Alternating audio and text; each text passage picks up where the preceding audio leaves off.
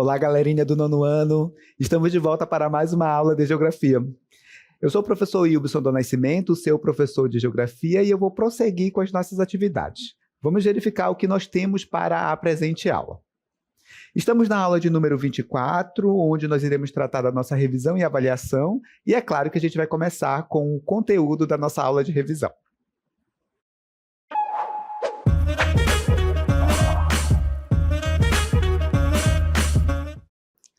Bem, antes de começar essa aula de revisão, eu gostaria de reforçar um ponto aqui que é importante, certo? Bem, todos os conteúdos que a gente for tratar aqui durante essa aula de revisão, eles estarão presentes na avaliação de vocês. Portanto, é necessário que vocês fiquem atentos, que vocês acompanhem esse conteúdo que está sendo ministrado, porque ele vai aparecer na avaliação de vocês, de uma forma mais direta ou de uma forma menos direta, mas ele estará presente na avaliação de vocês. Então, acompanhem com atenção e façam aí as suas anotações para que vocês possam fazer uma avaliação exitosa. Feito esse esclarecimento, a gente vai agora destacar quais foram os principais conteúdos abordados nas aulas da unidade de número 2 e que estarão presentes na nossa avaliação. Nas aulas da unidade de número 2, nós falamos sobre ordem geopolítica mundial. E aí eu falei para vocês que no final da Segunda Guerra Mundial, no finalzinho, até 1991, quando a gente tem o fim da União Soviética, nós tivemos uma ordem geopolítica mundial denominada de bipolar. E o termo bipolar vem do fato de, nessa ordem geopolítica mundial chamada de bipolar, nós tínhamos dois polos de poder, Estados Unidos e União Soviética, certo? Estados Unidos e União Soviética também representavam ali sistemas econômicos antagônicos. Os Estados Unidos era capitalista e a União Soviética era socialista, certo? Essa ordem geopolítica mundial denominada de bipolar, ela chegou ao fim em 1991 com o fim da União Soviética. E a partir do fim da ordem geopolítica mundial bipolar, nós temos o aparecimento de uma nova ordem geopolítica mundial, como a gente costuma denominar essa ordem geopolítica mundial que a gente tem no contexto atual, de nova ordem geopolítica mundial.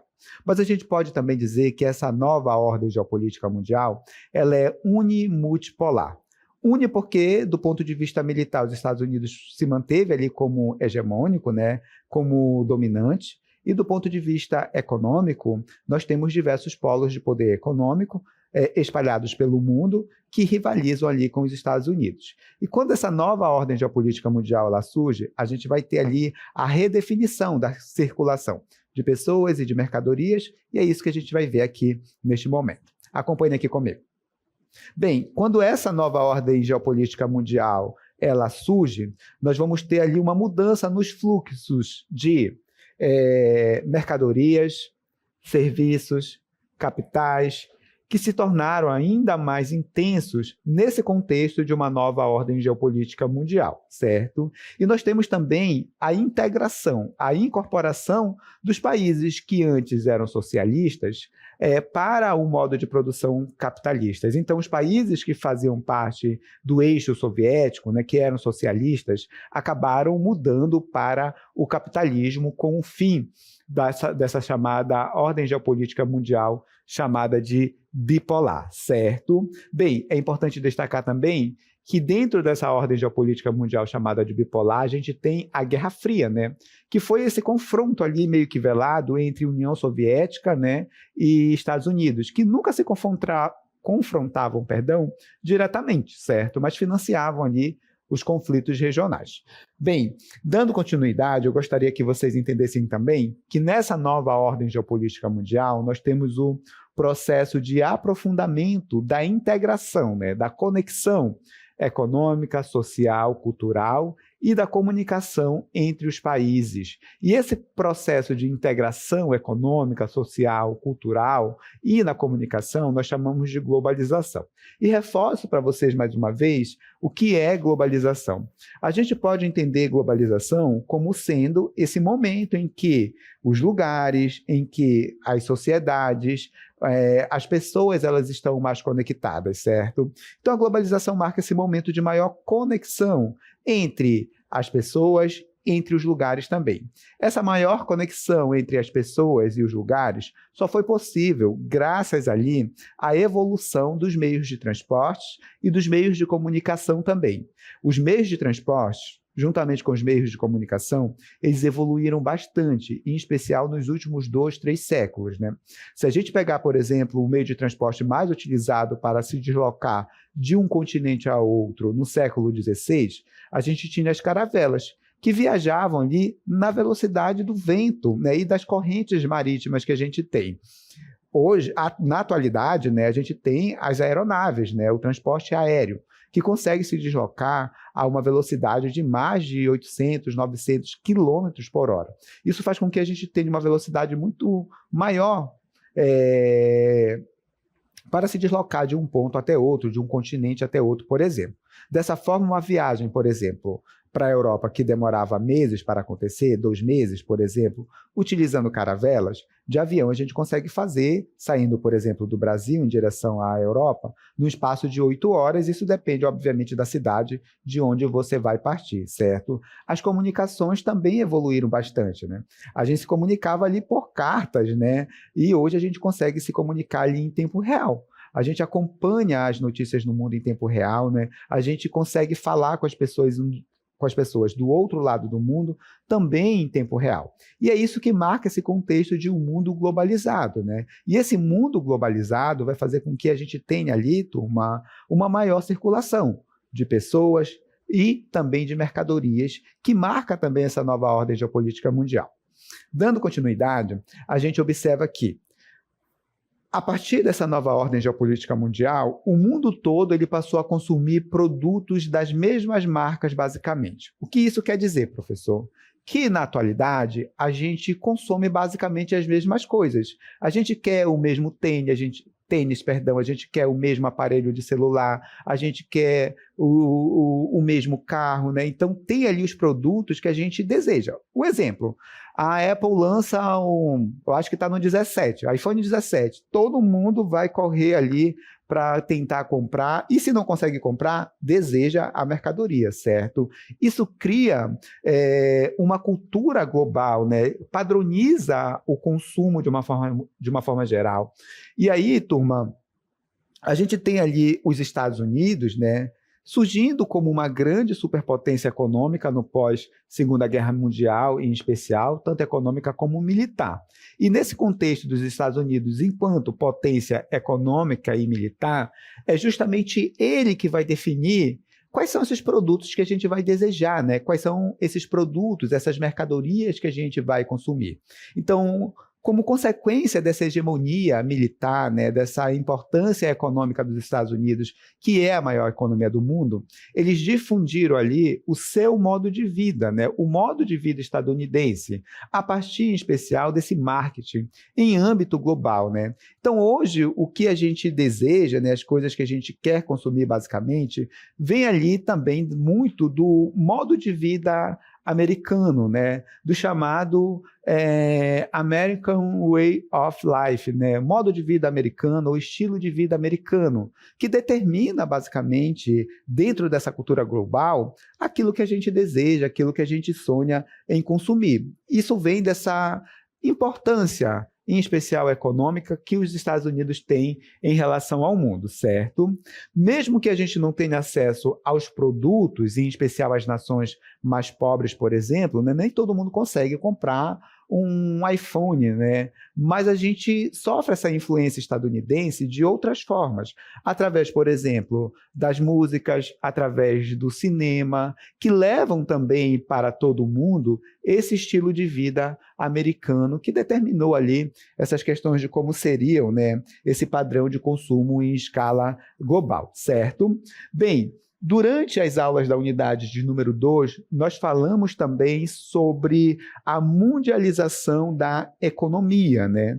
E nesse processo de compreender a mundialização da economia, nós falamos sobre as empresas transnacionais. E eu disse para vocês que uma empresa transnacional é aquela empresa que tem sede em um país desenvolvido e ela acaba abrindo ali filiais em outras regiões do planeta, normalmente países subdesenvolvidos, né, onde essas empresas transnacionais vão abrir as suas filiais. Então, nesse processo em que as transnacionais abrem filiais pelo mundo, né, a gente vai tendo também ali a internacionalização do capital. E capital é dinheiro, né? A internacionalização também da produção. Reforçando com vocês, transnacional é uma empresa que normalmente tem sede em um país desenvolvido e abre filiais em países ali ao redor do mundo. A gente vai entender um pouco melhor como foi esse processo. Acompanhe aqui comigo. Bem, a partir da segunda metade do século XX, em especial, nós temos o aparecimento de grandes empresas industriais, empresas comerciais também, e de prestação de serviços de uma forma geral, como bancos e companhias de comunicação, que começaram a instalar ali filiais em vários países do mundo, né? Dando origem às chamadas transnacionais e também à mundialização do capital, a mundialização do dinheiro, por assim dizer. Bem, esse processo, como eu já falei para vocês, ficou conhecido como mundialização ou internacionalização do capital e da produção de uma forma geral, certo? E aí, obviamente, que essa mundialização, né, da economia traz alguns critérios ali, né, traz algumas características, como, por exemplo, uma maior circulação dos produtos pelo território global, né, isso dentre outras características. Bem, durante as aulas da unidade de número 2, nós também falamos sobre ordem geopolítica mundial bipolar, certo? E a gente vai destacar e reforçar aqui com vocês um pouco mais, porque é um conteúdo importante para a avaliação de vocês. Falei para vocês já que no final da Segunda Guerra Mundial, a gente tem ali os Estados Unidos e a União Soviética saindo como grandes vencedores da Segunda Guerra Mundial. E logo após a Segunda Guerra Mundial, esses países vão começar a se reunir, Estados Unidos, União Soviética e outros países, para verificar o que eles iam fazer com a Europa. E Estados Unidos e União Soviética já começaram a se estranhar ali meio que desse momento, né? As ideias não batiam e eles começaram ali a ter uma certa tensão entre eles na definição daquilo que iriam fazer com o continente europeu e como eles iriam reconstruir ali a economia global, por assim dizer, né?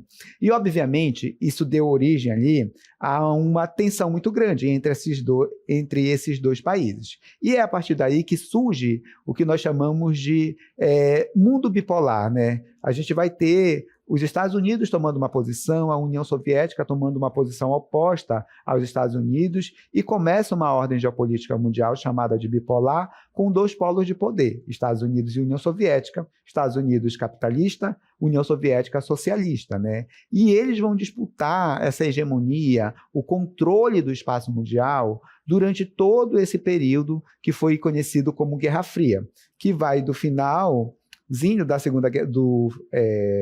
do final da Segunda Guerra Mundial, por assim dizer, até 1991, quando a gente tem o fim da União Soviética. E a gente vai entender um pouco mais sobre as características desse mundo, desse período, que marca ali uma ordem geopolítica mundial chamada de bipolar.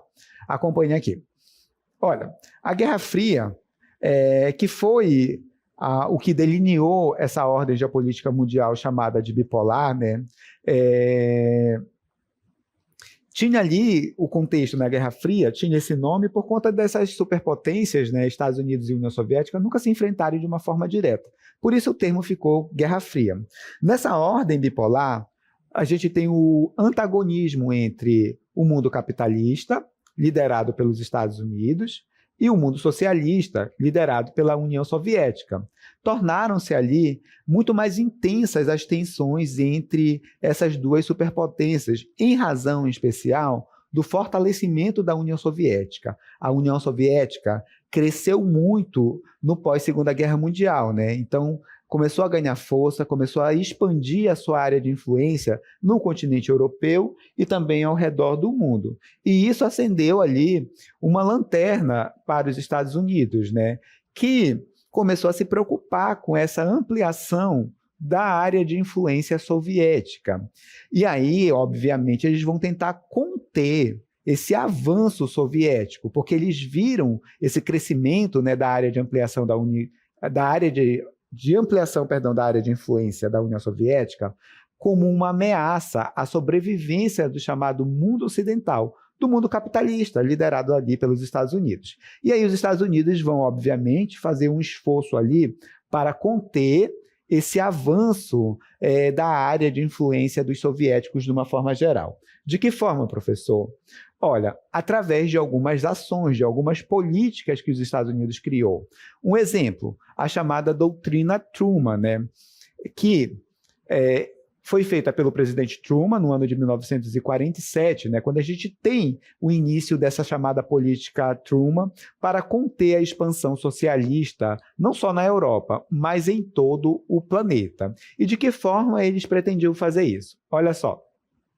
Primeiro ponto, eles anunciaram ali um plano de apoio financeiro para a reconstrução da Europa. Não esqueçam que nesse contexto, 1947, por exemplo, a Europa ela estava ali saindo da Segunda Guerra Mundial. Os países estavam totalmente destruídos e eles precisavam, obviamente, reconstruir as suas economias. E os Estados Unidos foi lá, ofereceu para a Europa o Plano Marshall, com dois principais objetivos, né?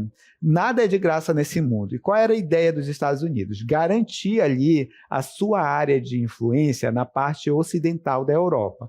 Olha, eu vou te ajudar financeiramente para você reconstruir o seu país, a sua economia.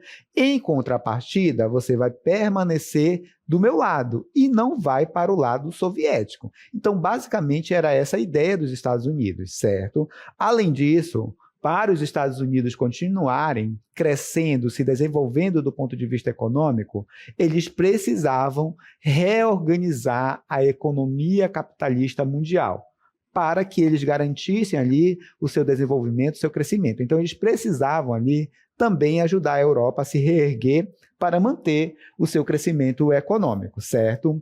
Uma outra forma muito comum que a gente tem de garantir a influência dessas duas superpotências, né, uma das formas dessas duas superpotências manterem ali os seus aliados, era criando ali atrativos, né?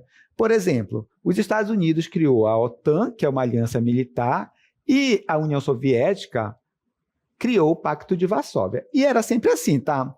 Quando um criava uma coisa que atraía ali os seus aliados, né, ou que dava ali uma garantia que esses aliados permaneceriam do seu lado, o outro automaticamente criava algo equivalente. Foi basicamente o que aconteceu aqui com essas alianças militares.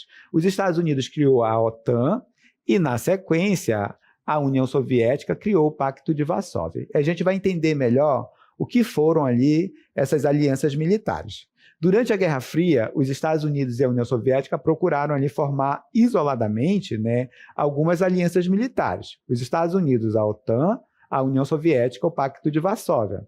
Isso para fortalecer os laços com os seus aliados, né? E dar aquela ideia de proteção também para esses aliados e se proteger de uma forma geral das ameaças que um poderia causar no outro, por assim dizer. Bem, a OTAN, cuja sigla significa Organização do Tratado do Atlântico Norte, foi criada em 1949 e era liderada, obviamente, pelos Estados Unidos e contava ali com diversos países, tanto do continente europeu, em especial da Europa Ocidental, né, e também o Canadá. Bem, a União Soviética, vendo que os Estados Unidos criou a OTAN, decidiu, olha, eu vou criar também a minha aliança militar, né? E em 1955, em resposta à OTAN, foi assinado ali o Tratado de Assistência Mútua da Europa Oriental, conhecido ali como Pacto de Varsóvia, que tinha basicamente o mesmo papel da OTAN, né? Proteger ali a própria União Soviética e todos os seus aliados. A ideia basicamente era a seguinte: mexeu com um país do Pacto de Varsóvia, você mexeu com todos os outros países, inclusive a própria União Soviética. Mexeu com um país da OTAN, você mexeu com todos os países que fazem parte desse tratado, né, da OTAN, inclusive com os Estados Unidos, certo? Bem, dando continuidade à nossa aula de revisão, a gente destacou também, durante as aulas da unidade de número 2, nós falamos um pouco sobre a questão relacionada às civilizações orientais de uma forma geral. E a gente buscou entender, né, qual a origem, né, o porquê denominar dessa denominação Oriente e Ocidente, né? E é importante que vocês saibam que essa divisão do mundo em Oriente e Ocidente, ela é uma visão eurocêntrica, certo? E os europeus tinham como principal propósito nesse contexto justificar o seu domínio, o seu controle, em especial a partir do neocolonialismo, lá no final do século XIX, das civilizações orientais. Então foi uma forma que os europeus encontraram de dizerem o seguinte: olha, o mundo ocidental, ele é mais desenvolvido do ponto de vista político, econômico e cultural, e as nações orientais são menos desenvolvidas. E aí, com esse discurso, eles justificaram o seu domínio, o seu controle sobre essa região, conforme a gente vai ver a partir do detalhamento, né, do que foi o neocolonialismo. Acompanhe aqui comigo. O neocolonialismo, né, que foi uma espécie de nova colonização, agora não mais pela força, né, mais pela questão política, que aconteceu ali a partir do fim do século XIX, onde as potências europeias elas decidiram controlar territórios na Ásia e também na África, né? E eles dividiram ali o mundo em Ocidente e Oriente, e essa divisão, na realidade, do mundo em Ocidente e Oriente vem ali para garantir a hegemonia europeia em relação às outras civilizações, certo?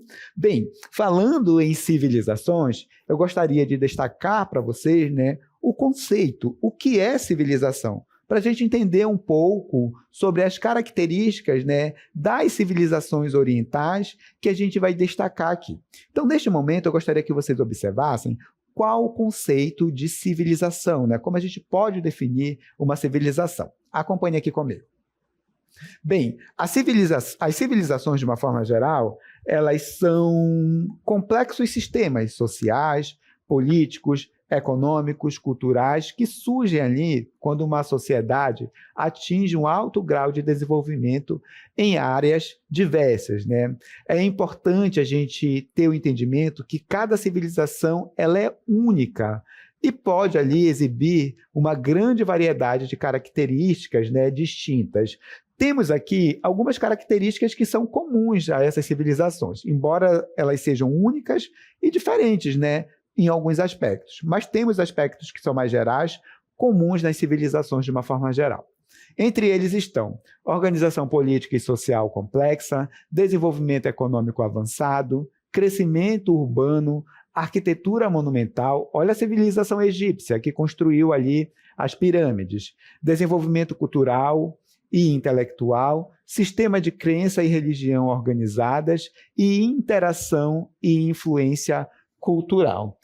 Destaco para vocês essas regiões aqui, onde estão as chamadas civilizações orientais. Vocês vão acompanhar neste mapinha os locais onde a gente tem as chamadas civilizações orientais. Acompanhe aqui comigo, né? Então, pega ali quase que a totalidade do continente asiático, juntamente com o Oriente Médio, que faz parte ali da Ásia, ali a região da Península Arábica, e a gente vai definir melhor ali para vocês o que é e quais as características dessas civilizações orientais. Acompanhe aqui comigo.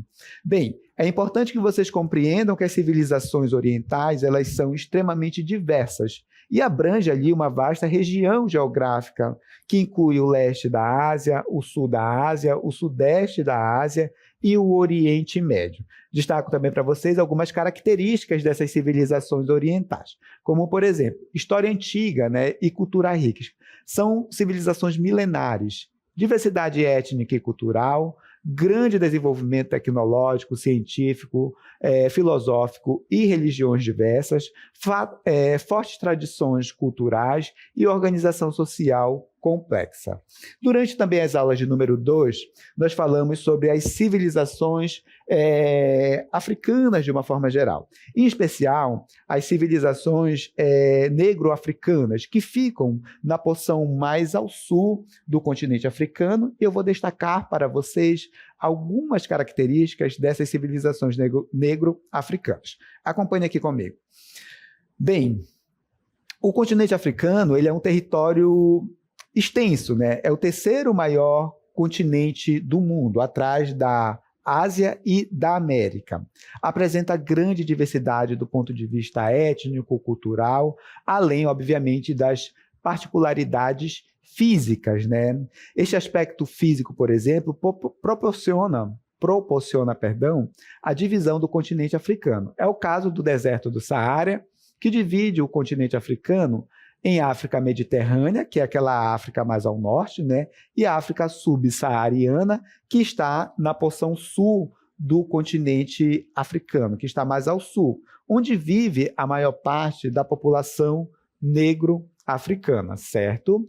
Bem, além dessa divisão natural do deserto do Saara, né, que divide a África mediterrânea ou África do Norte da África subsaariana, as diferenças entre a África do Norte e a África subsaariana, elas vão além de aspectos naturais. Estão muito ligadas também às questões culturais, às diferenças entre povos e ao próprio processo ali de colonização, né, e ocupação sofrida ali nessas duas regiões do continente africano, certo?